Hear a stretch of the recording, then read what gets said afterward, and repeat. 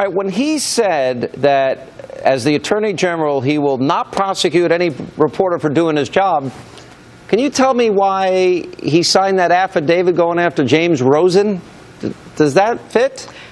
Well, yeah, I mean, I don't think he should have said that. If a journalist, well, I suppose he would defend himself by saying that breaking the law isn't part of your job. But, I mean, if this were Julian Assange trying to propel Bradley Manning to turn over actual national security so that he could throw it up on the internet, well, yeah, that would be an unindicted co-conspirator. That would be a crime. And the fact that Julian Assange calls himself a journalist would be of no interest to us.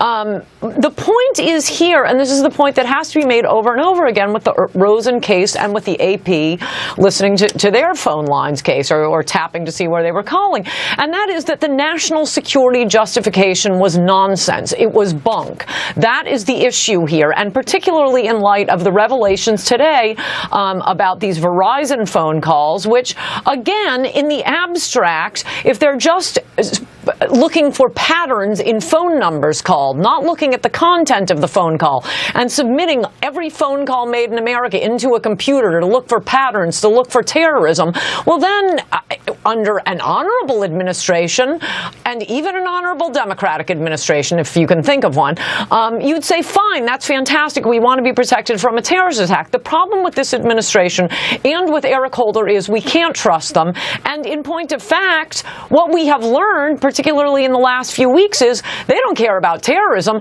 they want to spy on their political enemies. That makes it a problem for the Verizon case, for the PRISM case, and for the James Rosen case. Doesn't it also make it a problem because they kind of thought the war on terror was over?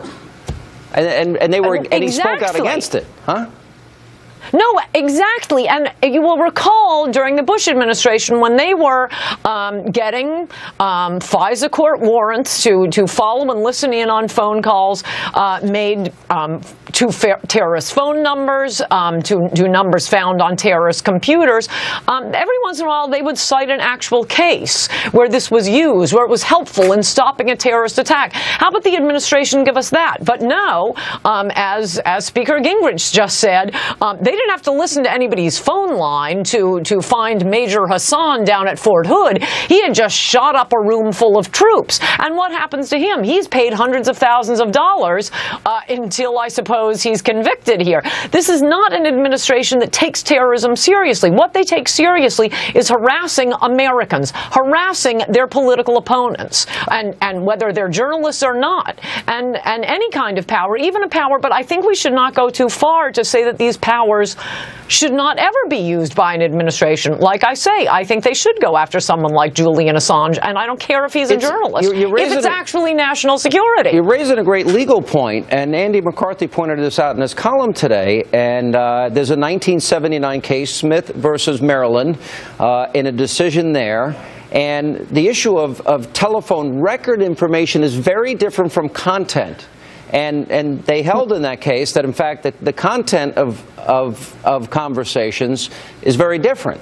So then they weren't getting content. That's protected by, right. That's protected. The content is protected by the Fourth Amendment. The fact that you made a phone call is not. Now, that doesn't mean Congress can't legislate and say, no, we're not going to give you this power. It just means the Constitution doesn't require it. And I must say, after all of these scandals from this unbelievably corrupt administration, unbelievable how they harass their political opponents, as we found out just in the last few weeks, particularly out of the IRS. I think Congress ought to pass a law suspending the power to even look at the phone numbers until late January 2017, because you cannot trust this administration. All right, I have a legal question then as it relates to PRISM, where they were looking at Yahoo, Google, Facebook, AOL, Skype, where they said they were extracting audio, video, photographs. That sounds to me that this is content. Does that cross the line in your view?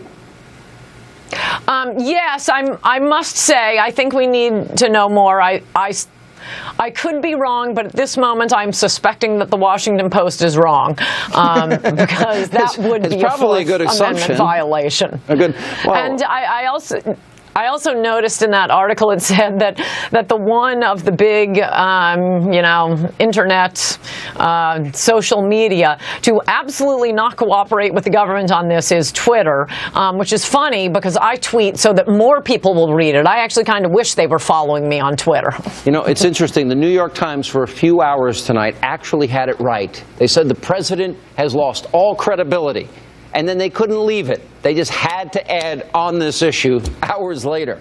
No, and the opposite is the truth.